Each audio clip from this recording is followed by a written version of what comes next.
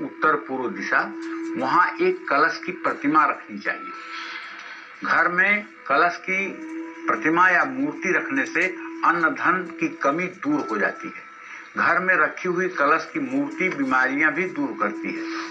घर में मांगलिक कार्य रुक गए हैं तो भी घर के उत्तर पूर्व दिशा में कलश की प्रतिमा स्थापित कर सकते हैं।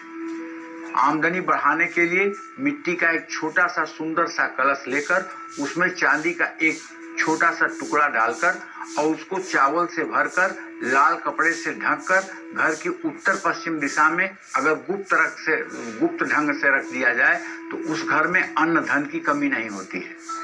घर में सुख समृद्धि अगर नहीं है, बीमारियां बढ़ी हुई हैं, आय स्रोत कमजोर पड़ा हुआ है, घर में तनाव का माहौल है, घर में नेगेटिविटी बहुत ज्यादा है, घर के लोग खुश और प्रसन्न नहीं रहते हैं, लोग अपने उत्तरदायित्व का पालन नहीं कर रहे हैं, तो घर की उत्तर पूर्व दिशा में माने ईशान कोण में जहां आपका पूजा स्थान होगा, वहां एक सुंदर सा छोटा सा मिट्टी का कलश, उसको हमेशा पानी से भर करके रखिए और उसका पानी समय समय पर किसी गमले में किसी पेड़ में डालते रहिए और उसको फिर से नया जल भरते रहिए। कलश का पानी बदलने से पहले उसमें जो बचा हुआ थोड़ा सा जल है उसको आप चाहें तो दक्षिणावर्ती शंख में डाल करके और दुर्वा से अपने घर में उसका छिड़काव कर सकते हैं। इससे घर की नेगेटिविटी और घर का नजर दोष दोनों दूर होता है, इसमें कोई संशय नहीं है। तो कलश बहुत ही सनातन धर्म में उपयोगी और शुभ माना जाता है। जानते हैं, जिनके घरों में बहुत ज्यादा पितर दोष हो और पितर दोष के कारण विवाह रुक गए हों, संतान की प्राप्ति न हो रही हो, बीमारियों से पीछा न छूट रहा हो, अगर ऐसे लोग अपने घर में एक कलश ऐसा स्थापित करें जो पूजा स्थान में न स्थापित करके दक्षिण दिशा में भी स्थापित कर सकते हैं, पूर्व दिशा में भी स्थापित कर सकते हैं, उसके पास रोज शाम को एक दिया जला दें और दूसरे दिन वो जल ले जाकर के पीपल के पेड़ में डाल दें। ये उपाय लगातार अगर किया जाए तो निश्चित रूप से 21 दिनों के अंदर पितर दोष का प्रभाव कम होने लगता है और पितर दोष का प्रभाव कम होते ही घर में खुशियां दिखने लगती हैं, इसमें कोई दो राय नहीं है। सफेद रंग सर्वोत्तम गुणवत्ता का प्रतीक माना जाता है, इसलिए आपको अपने नए या पुराने बिजनेस के लिए अगर पैसों की जरूरत है तो आपने इसके लिए अगर बैंक से लोन का आवेदन किया है लेकिन वो क्लियर नहीं हो रहा है तो सफेद घोड़ों की चांदी से बनी प्रतिमा का जोड़ा घर की उत्तर पश्चिम दिशा में आप जमीन पर रखें या एक छोटा सा स्टूल रख करके उसके ऊपर रखें, टेबल रख करके उसके ऊपर रखें। उत्तर पश्चिम में रखी गई अलमारी पर भी आप रख सकते हैं। घर में रखी घोड़ों की मूर्ति का मुंह दक्षिण पूर्व दिशा की ओर होना चाहिए। घोड़ों की ऐसी प्रतिमा घर में रखें जिसमें वो दौड़ते हुए दिखाई दें। ऐसा करने से आपके कारोबार में दिन दोगुनी रात चौगुनी तरक्की हो सकती है। कि आप 7 घोड़ों का दौड़ता हुआ चित्र, दौड़ते हुए 7 घोड़े, ये आप लेमिनेट करवा के जहां आप बैठते हैं अपने वर्किंग चेयर पर उसके ठीक पीछे लगाइए।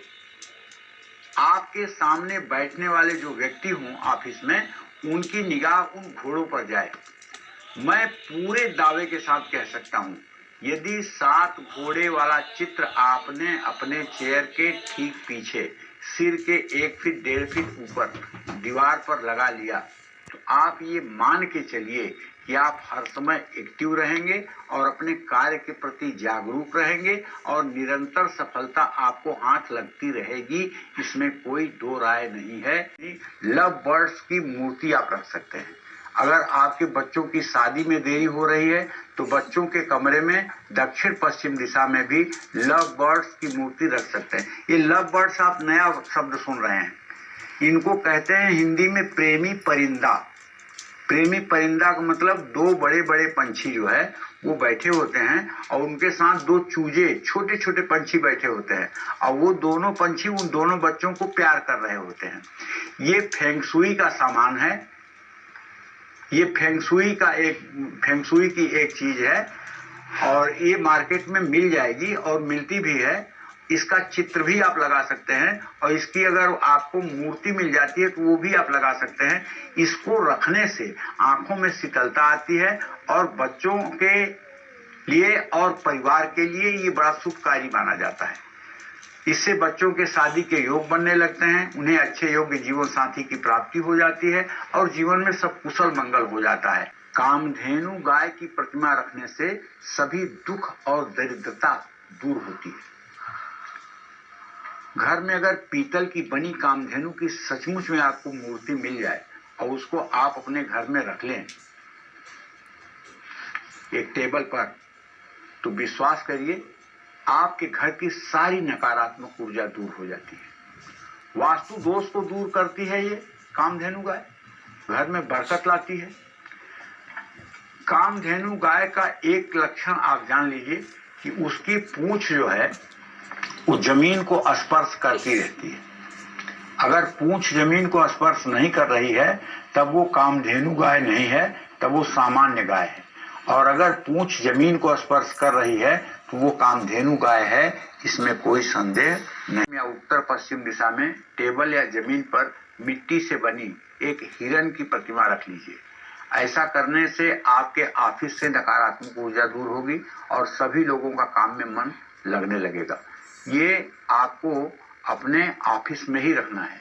एक छोटा सा प्यारा सा हिरण, उसे अपने टेबल पर पश्चिम उत्तर के कोने पर लगा करके रख दीजिए, जो देखने में सुंदर भी लगेगा और वहां बैठने वालों का मन भी खुश रहेगा और उससे आपके व्यावसायिक प्रगति के भी मार्ग खुलेंगे।